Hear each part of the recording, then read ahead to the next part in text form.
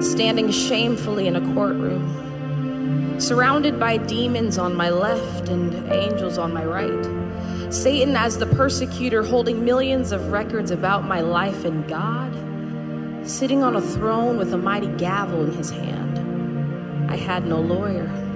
Placed on trial for things such as lying, stealing, and fornication. For this was the beginning of my tribulation, for there was no reason to plead an innocent statement, for all the evidence was sitting right there with Satan.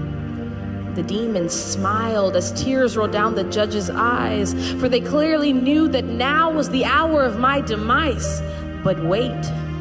In came a light shining so bright that the demons smiling suddenly jumped with fright. And the man that walked in that night was none other than Jesus Christ. Darkness departed to give way, and glory was all the angels could say. As the man that walked in that night pulled out a lighter and immediately set Satan's records against me on fire. He took the sentence file and erased my name, looked at me in the eyes and said, "Daughter, I'll take the blame."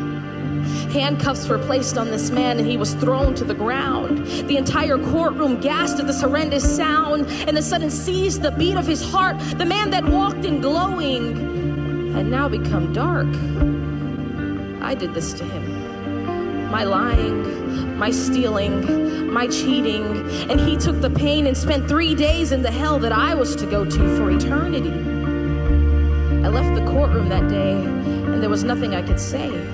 I was found innocent, for Christ handled the debt that I was to pay. This type of love is more than you could give to a girlfriend, boyfriend, husband, wife. This man died for me. I owe him my life. And even though my life is not at all worth it, how could you ever trade preferent for perfect? See, I gave my life to Christ and suddenly picked up a mop. The lying, cursing, cheating, all that had to stop, because my life had been bought. And it'd be a shame to sit there and do nothing but let it rot. I'm not perfect, and the will to sin hasn't completely diminished from my life, but I believe Jesus